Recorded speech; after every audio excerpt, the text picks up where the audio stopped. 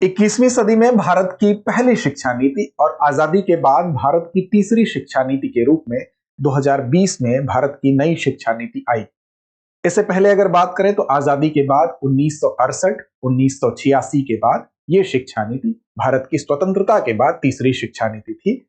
अब इस शिक्षा नीति को क्यों लाया गया? इसलिए लाया गया क्योंकि विश्व में शिक्षा के लिहाज से भारत को अग्रणी बनाना इसका लक्ष्य था।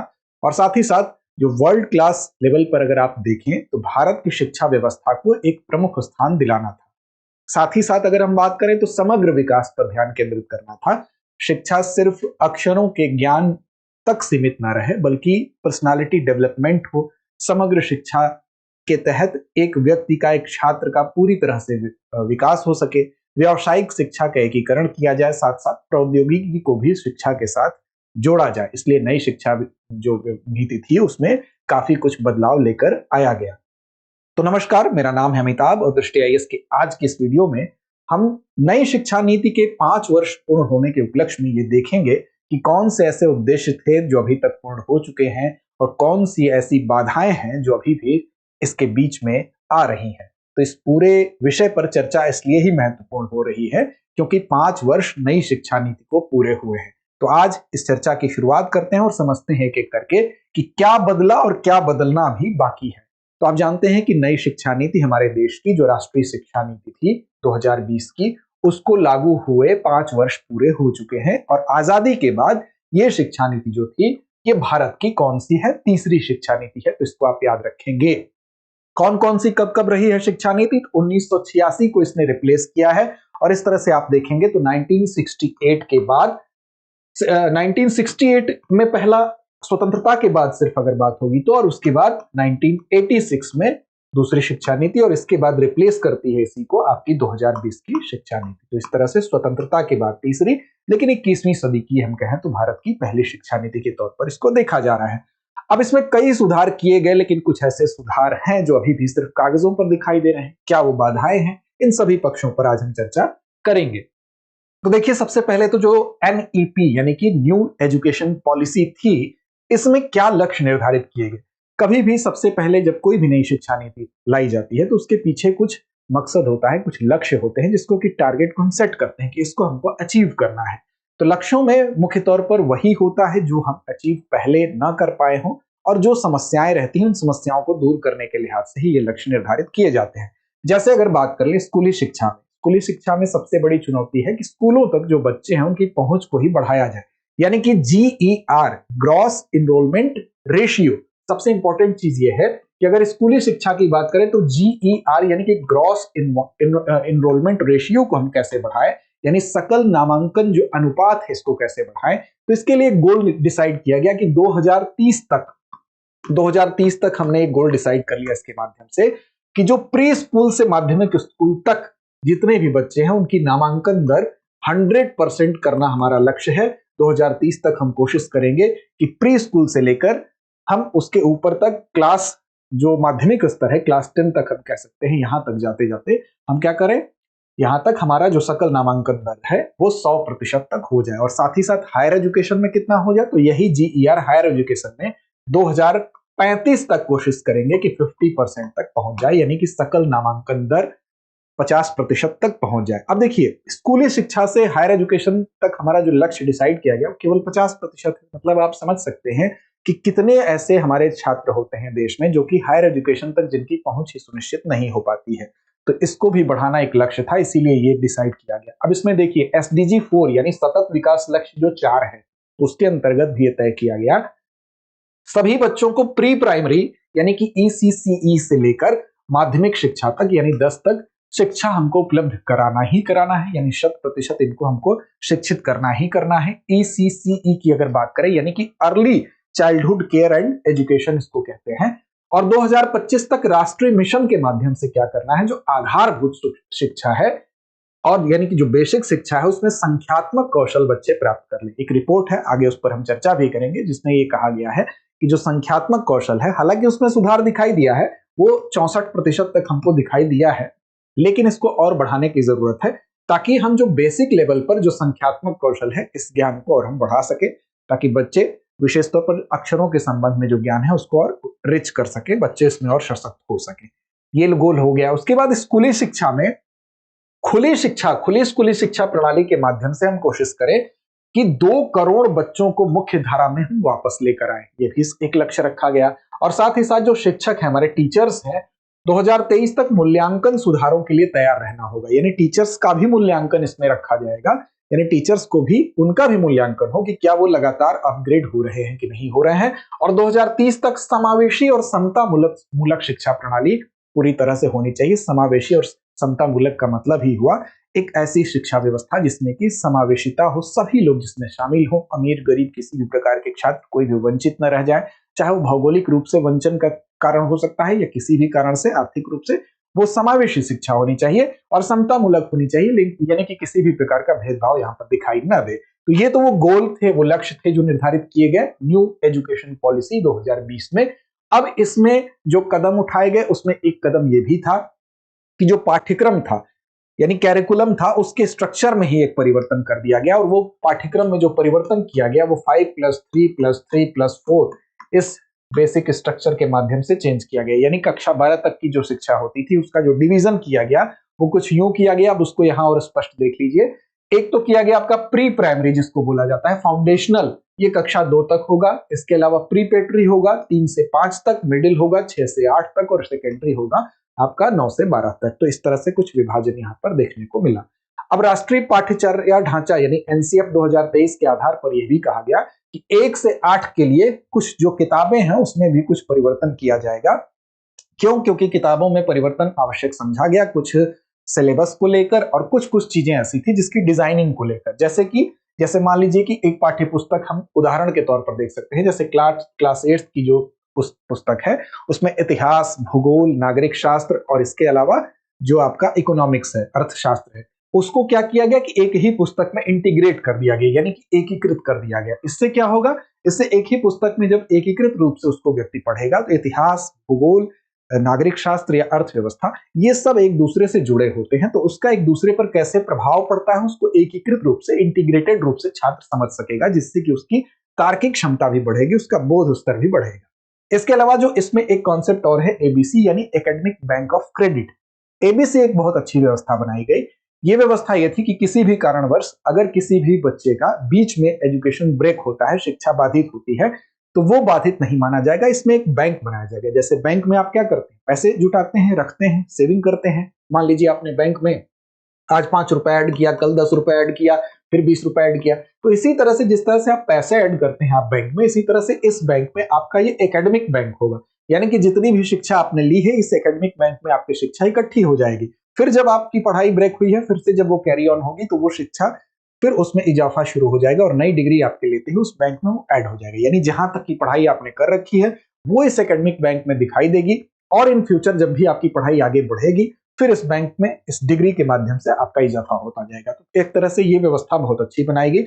और नेशनल क्रेडिट फ्रेमवर्क ये भी इसी तरह की एक व्यवस्था थी जिसको कि स्कूल स्तर पर भी ये लागू करने की बात कही गई, जिसमें ये कहा गया कि बच्चे जितने घंटे सीखेंगे वो घंटे भी इनके बैंक में शामिल किए जाएंगे। नेशनल क्रेडिट फ्रेमवर्क के तहत ये बात कही गई कि इसमें सीखने के घंटों को भी क्रेडिट में शामिल किया जाएगा और इसमें स्किल बेस्ड लर्निंग भी शामिल होगी। यानी कि अगर बच्चा कोई स्किल भी सीखता है तो वो भी उसके बैंक में ऐड होगा और ये चीज दिखाई देगी उसके एकेडमिक जो उसका क्रेडिट बना है उसमें ये दिखाई देगा कि इस स्किल को इस बच्चे ने सीखा हुआ है, तो आगे वो चीजें उसके परफॉर्मेंस में काम करेगी। इसके अलावा एक बहुत इंपॉर्टेंट कदम उठाया गया CUET यानी कि कॉमन एंट्रेंस टेस्ट जो किया जाता है यूनिवर्सिटी के लेवल पर, यानी कि कॉमन यूनिवर्सिटी एंट्रेंस टेस्ट इसको कहते हैं। इसमें कि अब अलग अलग पहले क्या होता था, आपको अलग अलग विश्वविद्यालयों के लिए एडमिशन लेने के लिए अलग अलग फॉर्म भरना पड़ता था। तो इसमें इस व्यवस्था को और बेहतर बनाते हुए क्या किया गया, अब सेंट्रल यूनिवर्सिटीज के लेवल पर आप इसको देख भी सकते हैं, ये कार्य रूप में दिखाई भी दे रहा है कि उसमें कई यूनिवर्सिटी एक साथ इस कॉमन इंटरेस्ट टेस्ट में एक साथ शामिल होती हैं, जिसमें कि आपको वरीयता के आधार पर जैसा आपका परफॉर्मेंस होगा आपको यूनिवर्सिटी का अलॉटमेंट हो जाता है। तो ये एक अच्छी व्यवस्था की गई जिससे कि छात्रों को एक ही हम कह सकते हैं टेस्ट के माध्यम से ढेर सारे अवसर एक जगह इकट्ठे मिलते हैं। फिर IIT IIM के अंतर्राष्ट्रीय कैंपस खुलेंगे। जैसा कि शुरू में ही बताया गया कि इसका उद्देश्य था कि भारत की जो शिक्षा व्यवस्था है हम वैश्विक लेवल पर कितना बेहतर हो सकें और भारतीय शिक्षा व्यवस्था की विदेशों में भी छाप पड़े, ताकि हमारा जो इंटरनेशनली जो परफॉर्मेंस है उसको भी लोग देखें समझें। तो हमारे जो उच्च शिक्षण संस्थान है, जो बेहतर संस्थान है, उन्होंने बाहर भी कैंपस खोले हैं। जैसे आईआईटी मद्रास ने, आप देखिए, अफ्रीका में जंजीबार में कैंपस खोला है। इसी तरह से आईआईटी दिल्ली ने भी कैंपस खोला है अबू धाबी में। इसी तरह से आईआईएम ने आईआईएम अहमदाबाद के द्वारा कैंपस खोला गया है दुबई में। तो आईआईटी और आईआईएम जो हमारे यहाँ के उच्च शिक्षण संस्थानों में अग्रणी संस्थान है, उन्होंने जो विदेशों में अंतर्राष्ट्रीय कैंपस खोले हैं, तो भारतीय शिक्षा व्यवस्था की छाप बाहर भी पड़ेगी। ये भी एक बेहतर कदम है। अब NIPUN भारत मिशन, इसके माध्यम से जो बुनियादी शिक्षा है उस पर भी जोर देने की बात कही गई। बुनियादी शिक्षा का मतलब ये हुआ कि जो क्लास 3 तक बच्चे पढ़ रहे हैं, क्लास 3 तक के सभी बच्चों को क्या क्या आ जाए, इसमें बुनियादी चीजें आ जाए। बुनियादी व्यवस्था का मतलब ही हुआ कि उन्हें लिखना आ जाए, उन्हें पढ़ना आ जाए, साथ साथ उन्हें समझना और बुनियादी गणित आ जाए। 2023 की एक रिपोर्ट आई थी, उस रिपोर्ट में यह कहा गया था कि जो भाषाई ज्ञान है इन बच्चों का, क्लास 3 तक के बच्चों का, उसको तो देखा गया कि उस रिपोर्ट में 64% बच्चे जो है भाषा को, यानी कि अक्षर को समझने में, उसको पढ़ने में और ये सारी चीजों में तो निपुण थे। लेकिन जब बुनियादी गणित की बात आई तो वहां आंकड़ा थोड़ा सा कम था, वो 60% तक ही था। हालांकि पिछली बार की तुलना में देखें तो ये काफी ठीक है, लेकिन इसमें और सुधार की जरूरत है। इसको और बेहतर बनाने के उद्देश्य से जो NIPUN भारत मिशन शुरू किया गया, इसका यह लक्ष्य है कि इसमें बुनियादी जो चीजें हैं, बुनियादी, चाहे वो लिखना पढ़ना समझना हुआ या बुनियादी गणित है, इसको और ज्यादा बेहतर करना। प्री प्राइमरी शिक्षा किट जो होती है, जिसको जादुई पिटारा कहते हैं, उसके माध्यम से भी यहाँ पर कुछ चीजें बेहतर जरूर करने की कोशिश की गई। इसमें क्या होता है, तो इस किट में आप जानते हैं कि अमूमन कुछ ऐसी चीजें शामिल होती हैं, जैसे कि कुछ खिलौने होते हैं, कुछ कार्ड्स होते हैं, कुछ कहानियां होती हैं, कुछ ऑडियो वीडियो विजुअल होते हैं, ताकि जो ये बच्चे हैं, आपके छोटे बच्चे हैं, प्री प्राइमरी शिक्षा किट का मतलब ही है कि प्राइमरी से पहले के बच्चे, इनको इन खिलौनों के माध्यम से, इन कार्ड्स के माध्यम से, इन कहानियों, ऑडियो वीडियो विजुअल्स के माध्यम से, इन सामग्री के माध्यम से, हम जो 3 से 6 साल के जो बच्चे हैं, हम ये कह सकते हैं उनके सीखने में, उनके सीखने के प्रोसेस को हम बहुत मजेदार बना सकें, उनके सीखने के प्रोसेस को हम बहुत व्यवहारिक बना सकें। ये कोशिश की गई है जादुई पिटारा के माध्यम से। तो ये भी एक बहुत अच्छी पहल है। अब वर्तमान में इसकी प्रगति क्या है और क्या क्या हो सकती है, क्या क्या चीजें पाइपलाइन में है, उस पर भी एक नजर डालते हैं। तो देखिए, यहाँ पर CBSE जो है बोर्ड परीक्षा साल में 2 बार कराने पर विचार कर रही है, जो कि NEP का ही पार्ट है। 2026 से ये व्यवस्था होगी, क्योंकि बोर्ड परीक्षा को लेकर आप देखते हैं कैसा मनोविज्ञान बना हुआ है, कितना दबाव हो जाता है बच्चों पर। कई बार ऐसी अप्रिय घटनाएं भी सुनने में आती हैं कि कुछ बच्चे एग्जाम के दबाव को नहीं झेल पाते हैं, या हम कह सकते हैं समाज के दबाव को नहीं झेल पाते हैं, और अंकों के इस दबाव के वजह से कई बार उनकी जान तक चली जाती है। तो इस चीज को कंट्रोल करने के लिए यहाँ पर एक बहुत अच्छी व्यवस्था की गई है कि बोर्ड की परीक्षा अब 2026 से CBSE साल में 2 बार कराएगा। उससे क्या होगा कि एक बार अगर कोई बच्चा बोर्ड के इस पेपर में असफल भी हो जाता है, तो उसको दोबारा सफल होने का मौका मिलेगा। तो ऐसी दशा में हम ये कह सकते हैं कि एक बहुत बड़ी पहल है, जिसमें कि बच्चों पर से जो भार है, किसी भी चीज का एक्स्ट्रा जो भार है, वो कम करने की यहाँ कोशिश की गई।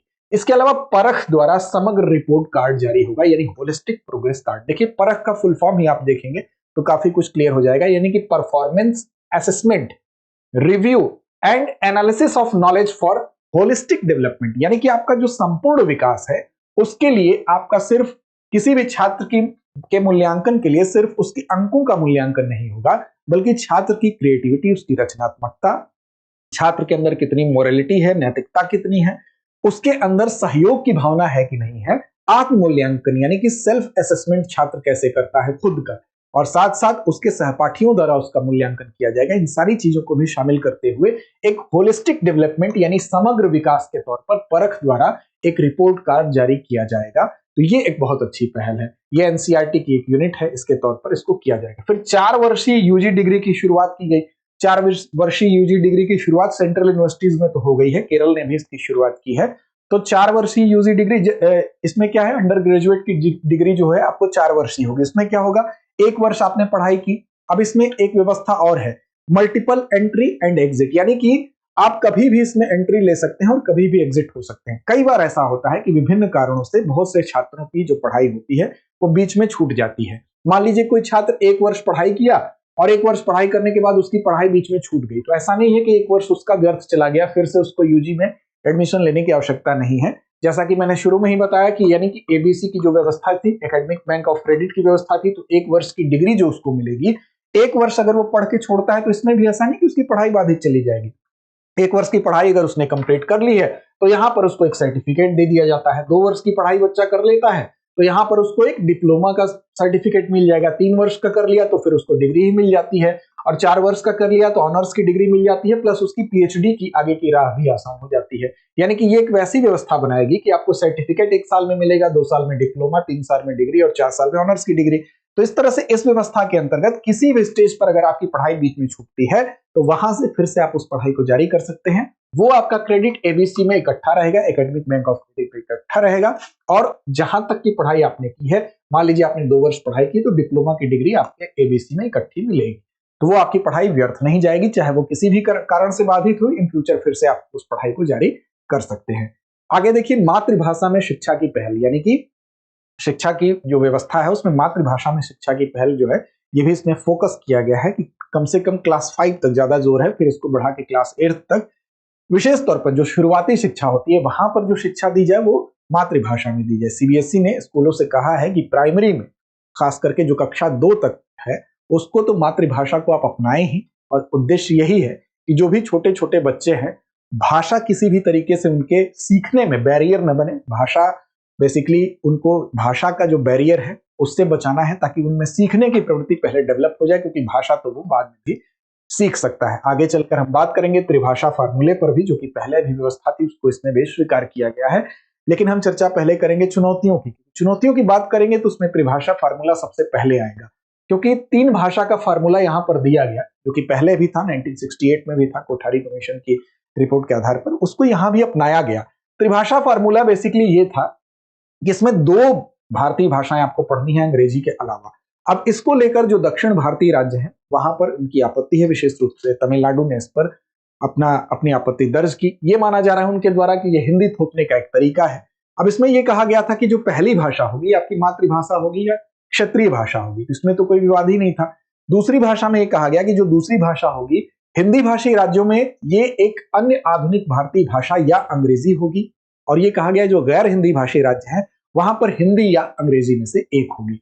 और जो तीसरी भाषा होगी उसमें यह कहा गया कि हिंदी भाषी जो राज्य हैं वहां पर अंग्रेजी या आधुनिक भारतीय भाषा कोई एक आप ले सकते हैं, और गैर हिंदी भाषी राज्य जो वो होंगे वहां पर अंग्रेजी या एक आधुनिक भारतीय भाषा लेंगे। दक्षिण भारतीय राज्यों विशेष तौर पर तमिलनाडु ने इस पर अपोज किया और उसने कहा कि यह हिंदी को थोपने का एक तरीका है। तो ये एक चुनौती जरूर बना हुआ है।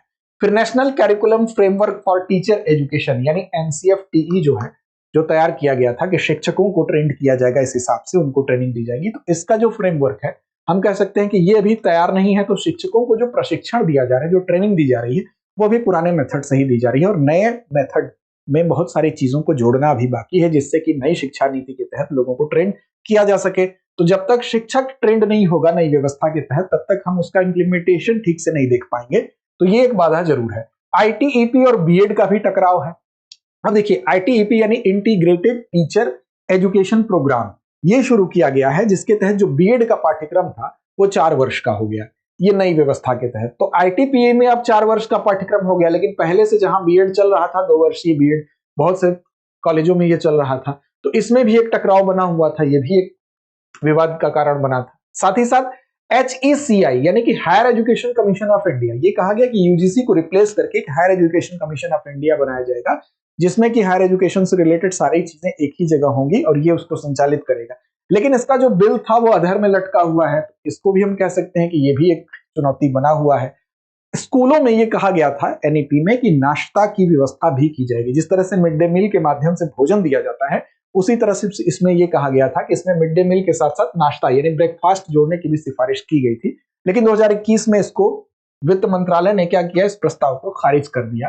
तो ये कुछ चुनौतियां हैं जो बनी हुई हैं। साथ साथ एक बड़ी चुनौती जो केंद्र राज्य विवाद हमको देखने को मिल रहा है, विशेष तौर पर जो त्रिभाषा फार्मूला है उसको लेकर जो विवाद है, वो भी एक कारण है, क्योंकि एनईपी पूरी तरह से कुछ राज्य स्वीकार कर ही नहीं रहे हैं।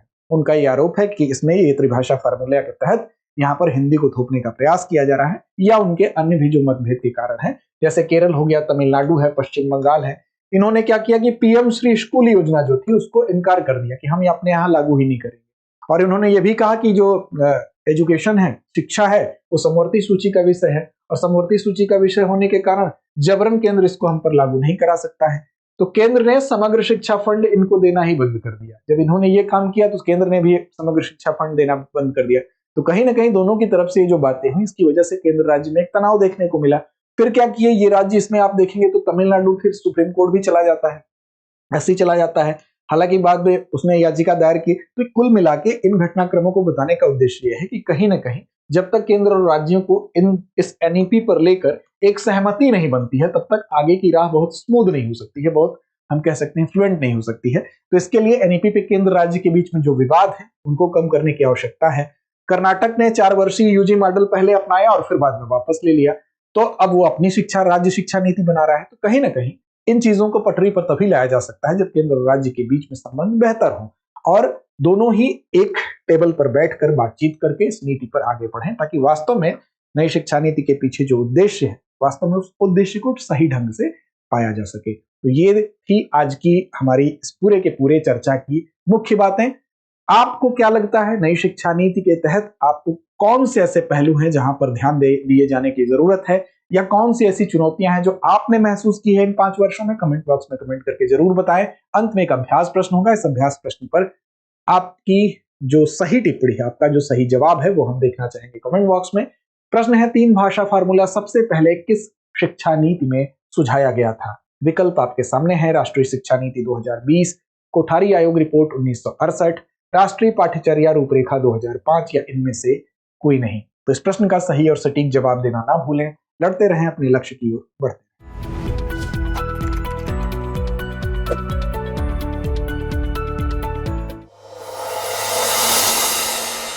डियर व्यूअर्स, अपने एग्जाम की तैयारी को और बेहतर करने के लिए हमारे चैनल को लाइक, शेयर और सब्सक्राइब करना न भूलें।